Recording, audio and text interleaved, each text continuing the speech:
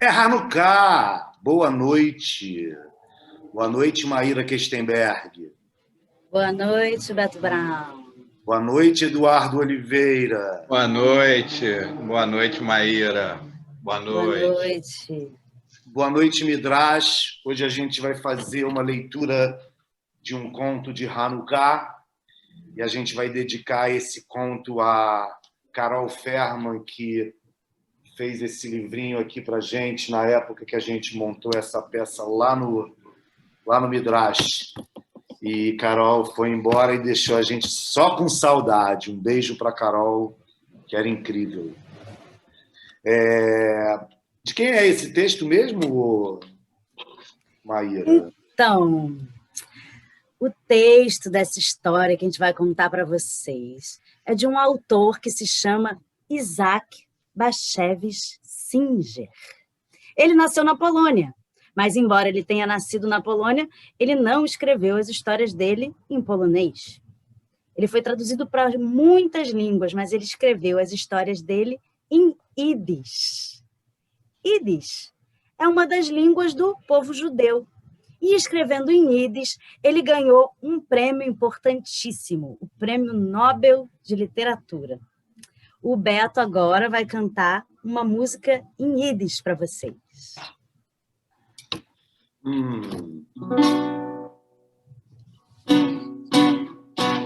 Schön wieder Levune, lief wie die Sterne, den Himmel am Atune, bist du mir zugeschickt.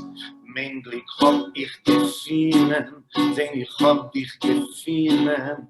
Schön wie tausend Sehnen, hat mein Herz bei dir. Deine Zändele weiße Perle, mit deinen schönen Augen, deine Händele, deine Herrle, hat mich zugezogen, schenkt der Levune, licht wie die Sterne, den Himmel am Atune, bist du mir zuge, bist du mir zuge, bist du mir zugeschickt.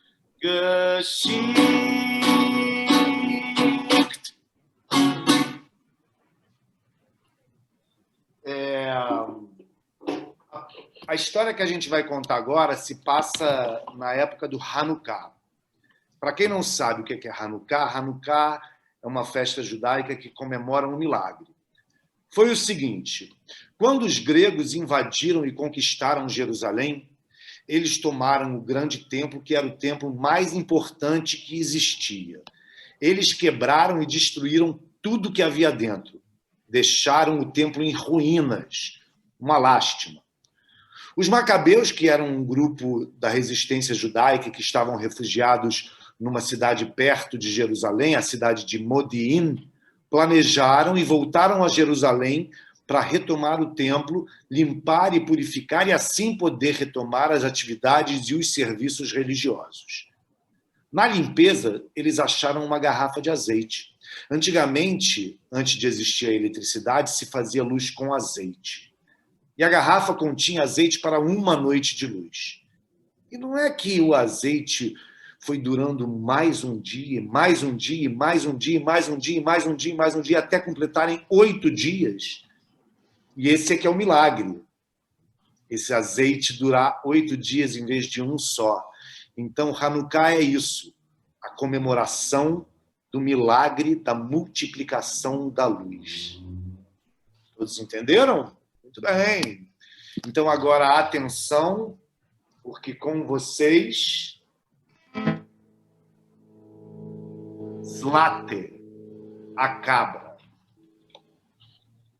Na época do Hanukkah, a estrada que liga a aldeia à cidade quase sempre está coberta de neve.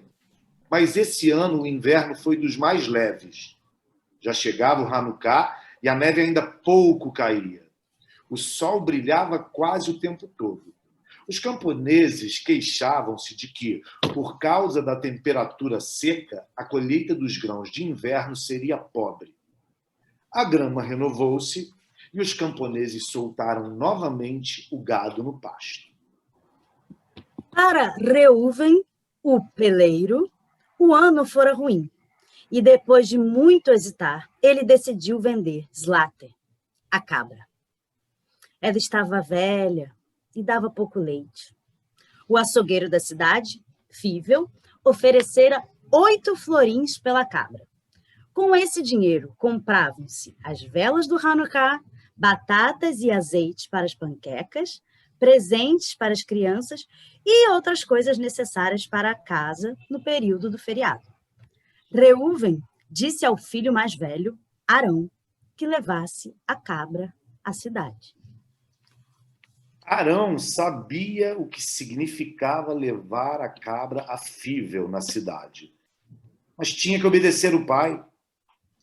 Sua mãe, Lia, enxugou as lágrimas quando ouviu a notícia. E as irmãs mais jovens de Arão, Ana e Miriam, choraram muito. Arão vestiu seu casaco acolchoado e um gorro com orelheiras. Sabe como é? Aquele gorro que tem uma proteção para esquentar as orelhas? Então, passou uma corda ao redor do pescoço de Slater e pegou 2 fatias de pão com queijo para comer no caminho. Ele deveria entregar a cabra no fim da tarde, dormir na casa do açougueiro e voltar para casa no dia seguinte com o dinheiro. Enquanto a família se despedia da cabra e Arão colocava a corda no pescoço do animal, Slater se mostrava paciente e bem-humorada, como sempre. Lambeu a mão de Reuven, sacudiu sua pequena barba branca. Slater confiava nos seres humanos. Sabia que eles sempre a alimentavam e nunca a haviam machucado.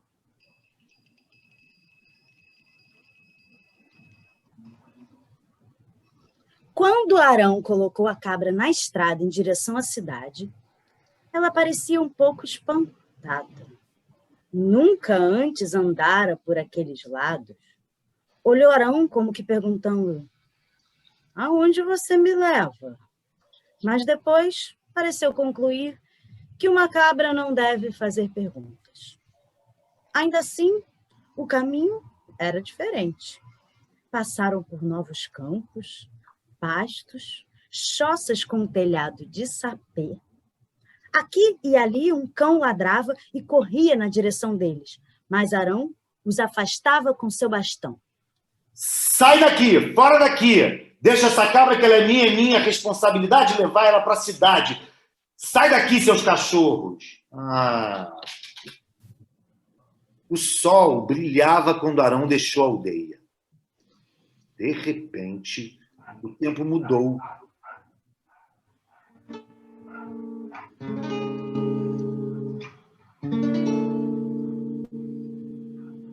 Uma enorme nuvem negra, meio azulada no centro, apareceu no leste e espalhou-se rapidamente pelo céu.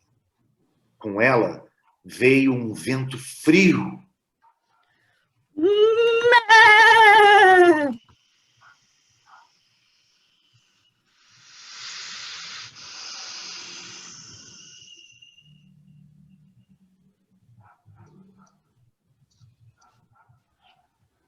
Os corvos voavam baixo, grasnando.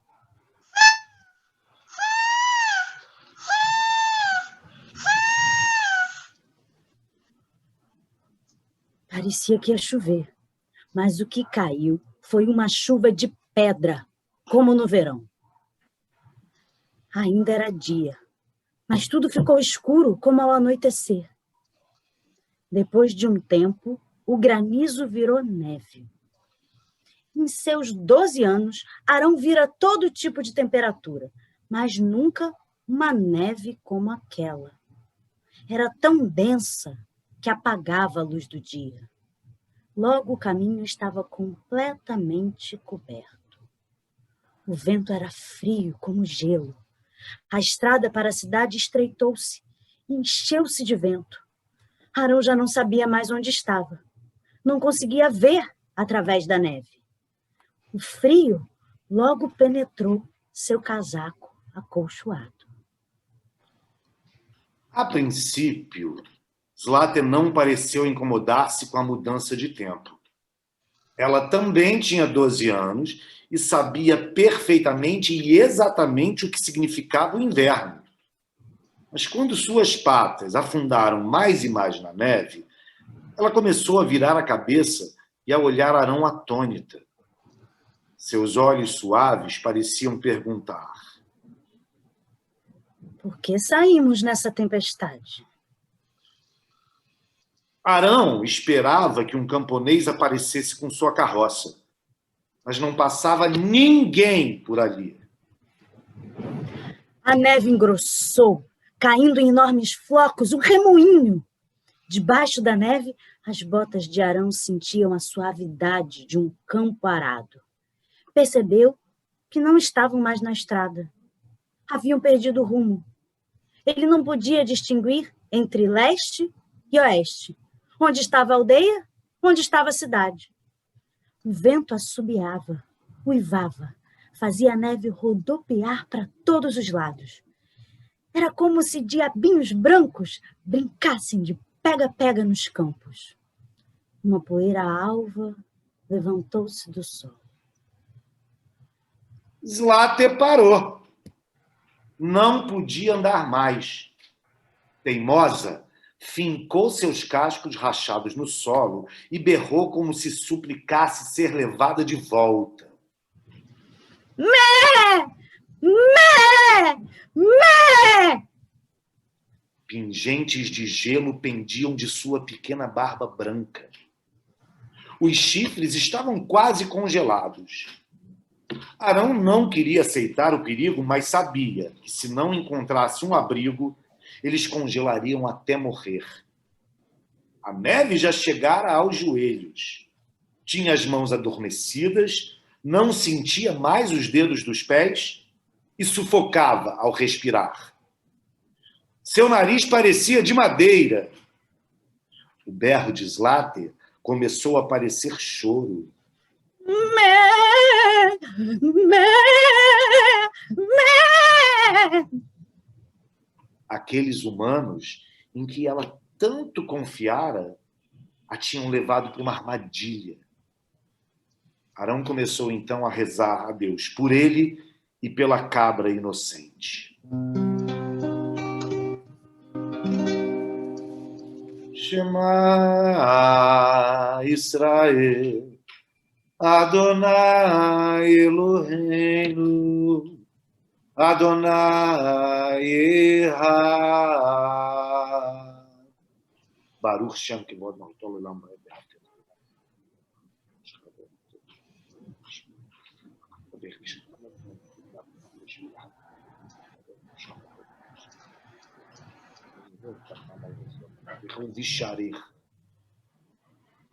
De repente, o garoto vislumbrou o contorno de uma colina.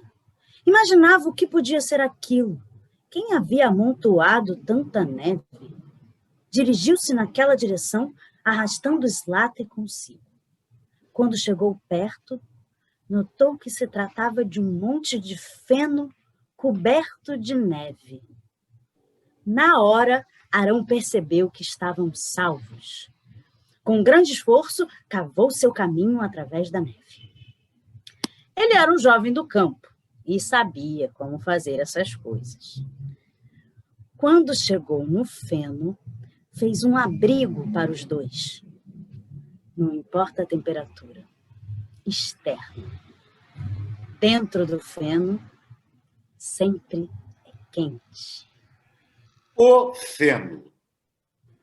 O feno é uma mistura de plantas ceifadas e secas, geralmente gramíneas ou leguminosas, usadas como forragem para o gado, e permite sua armazenagem por muito tempo sem estragar.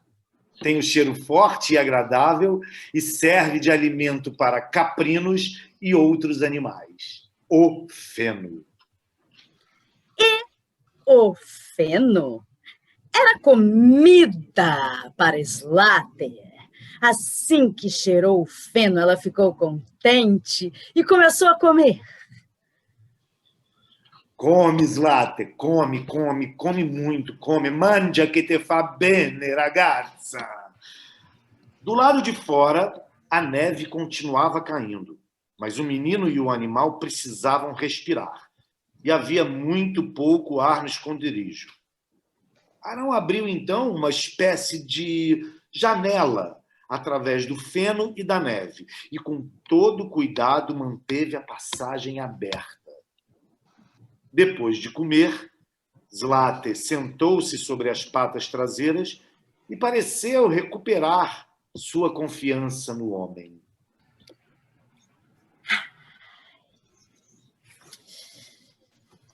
Arão comeu as 2 fatias de pão com queijo, mas após uma jornada tão difícil, ainda tinha fome. Olhou Zlate e viu que suas tetas estavam cheias. Agachou-se ao lado dela de forma tal que, quando a ordenhasse, o leite iria direto à sua boca. Gostoso e doce. Zlate não estava acostumada a ser ordenhada daquela forma, mas não opôs resistência. Ao contrário, parecia disposta a retribuir a Arão por tê-la trazido a um abrigo onde as próprias paredes, o chão, o teto eram feitos de comida. Exatamente como a casa de chocolate. Pela janela, Arão podia ter uma ideia do caos lá fora. O vento levantava pedaços inteiros de neve. Estava tudo escuro e ele não sabia se era noite ou se aquilo era efeito da tempestade. Graças a Deus, não fazia frio dentro do feno. O feno seco exalava o calor do sol de verão. Zlate comia muito, comia o tempo todo, não parava de comer, mastigava, mastigava, mastigava. Ela mordiscava em cima, mordiscava embaixo, mordiscava à direita, mordiscava à esquerda, mordiscava, mordiscava, mordiscava, não parava nunca. E o seu corpo soltava um calor animal. E Arão se aconchegava a ela. Arão sempre amara Zlate, mas agora ela era como uma irmã. Ele estava sozinho, longe da família, e queria falar. Começou a conversar com Zlate. Ô, Zlate, Né? o que você acha que aconteceu com a gente? Né? Se não tivéssemos achado este monte de feno, estaríamos agora congelados e muito provavelmente mortos, Zlate. Né? Zlate, se a neve continuar caindo desse jeito, a gente vai ter que ficar aqui, eu nem sei por quanto tempo. Né? O que significa mé, Zlate? Você pode falar mais claro comigo? Né? Né? Mé, mé. Bom, mé é mé. Tudo bem, então. Você não pode falar a mesma língua que eu, né? Mas eu sei que você me entende. Zlate, eu preciso de você e você precisa de mim. Não é mesmo? Né?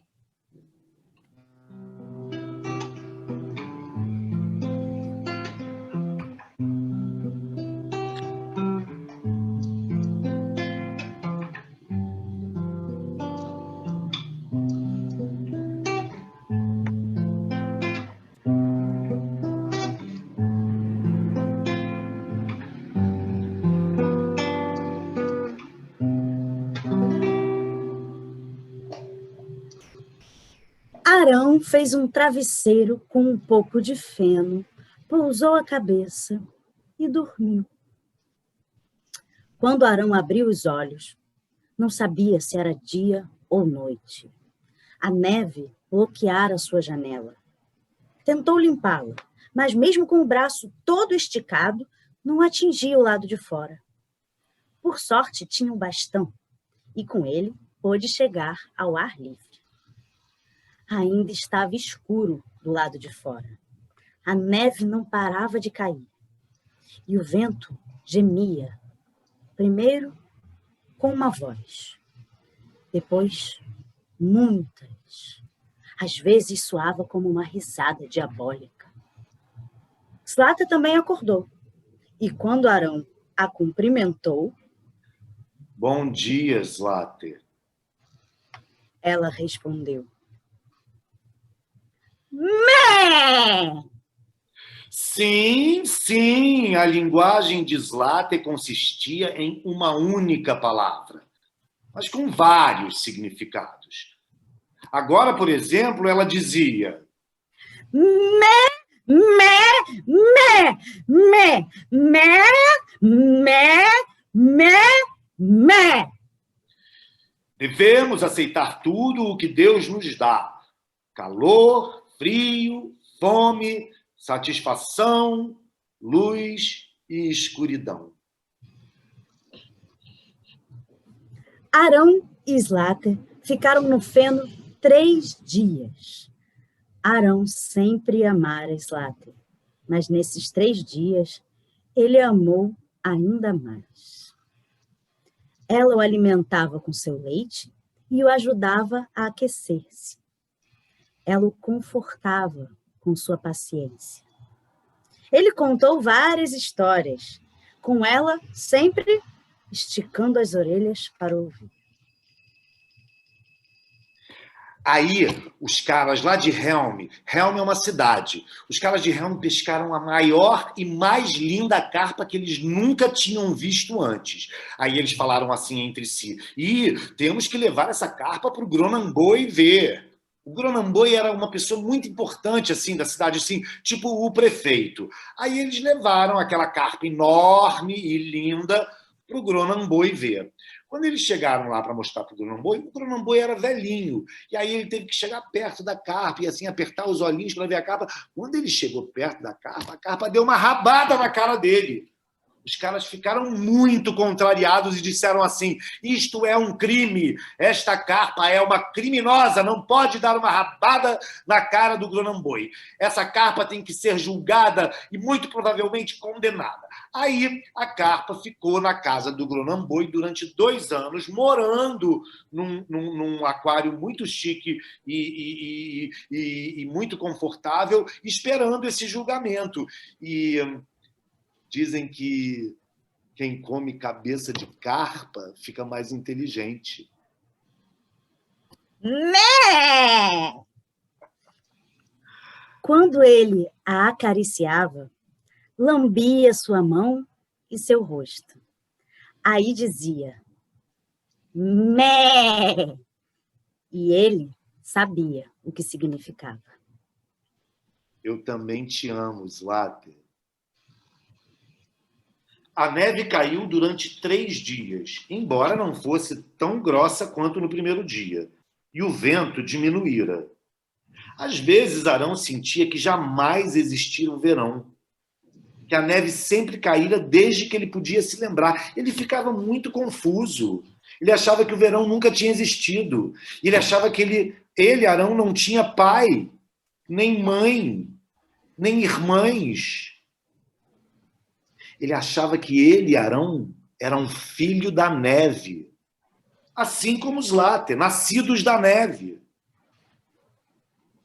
Dentro do feno era tudo tão silencioso que os seus ouvidos soavam na quietude.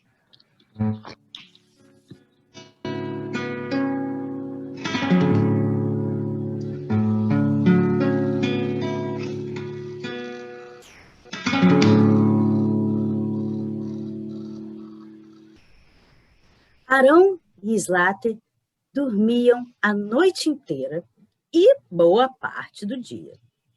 Quanto aos sonhos de Arão, sempre eram sobre o tempo quente. Sonhava com campos verdes, árvores cobertas de flores, riachos límpidos, pássaros cantantes, e riachos verdes, e pássaros límpidos, e também campos floridos, e árvores cantantes, e coqueiros, e água de coco. Água de coco? Sim, água de coco.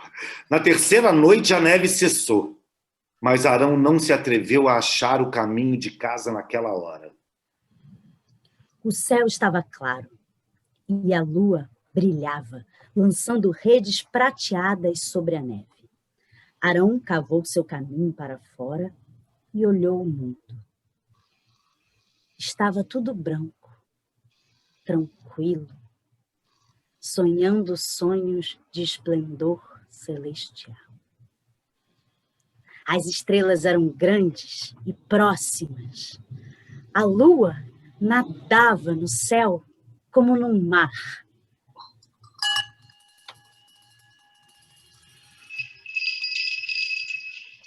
Amanhã do quarto dia, Arão ouviu o toque de sinos de um trenó. O monte de feno estava perto da estrada. O camponês que dirigia o trenó mostrou-lhes o caminho, não para a cidade e Fível, o açougueiro, mas para casa, na aldeia. Arão decidira que jamais deixaria Zláter para trás. A família de Arão e os vizinhos haviam procurado o menino e a cabra, mas não encontraram nenhum sinal deles durante a tempestade. Temiam que se tivessem perdido ou acontecido o pior. A mãe de Arão e suas irmãs choraram. E o seu pai ficou pelos cantos, em silêncio, abatido, deprimido mesmo.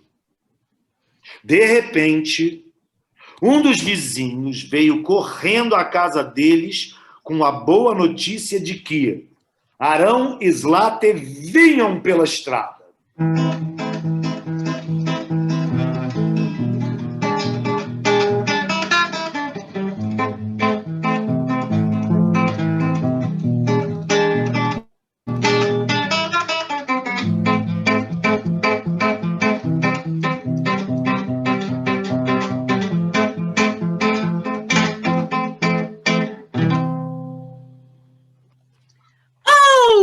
Muita alegria na família. E Arão contou-lhes como encontrara um monte de feno e como Zláter o alimentara com seu leite.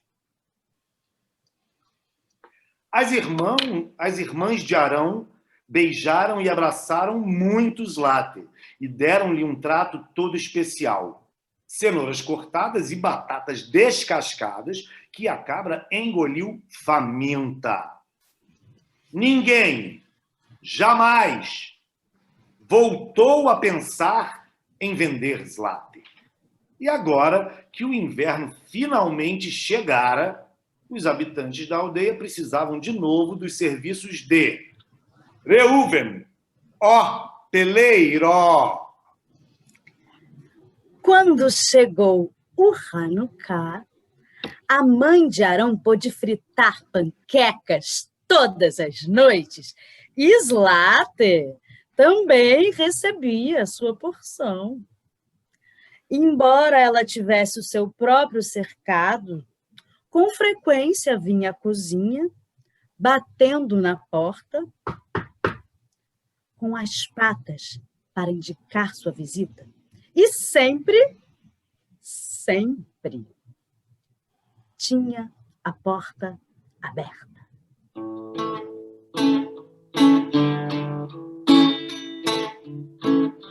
Hanukkah, Hanukkah, Hag Yafeh Kolkah, Or Haviv, Misaviv, Gilai Eledra. Hanukkah, Hanukkah, Serivon Sof Sof, Sof Sof Sof, Sof Sof Sof, Manaim Ator.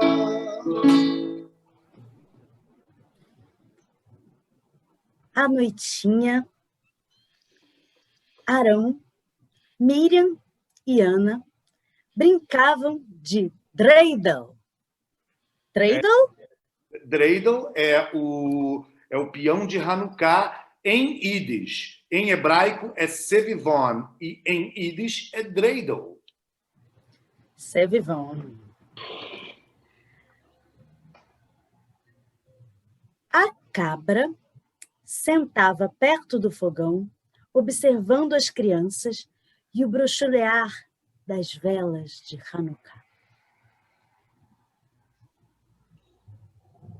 Às vezes, Arão perguntava a ela: O Zlate, Mé! você se lembra daqueles 3 dias e daquelas 3 noites que nós passamos na tempestade, na neve, no monte de feno? Zlate esfregava o pescoço com um chifre, sacudia sua pequena barba branca e expressava, com seu único som, todos os seus pensamentos, todo o seu amor. Mé!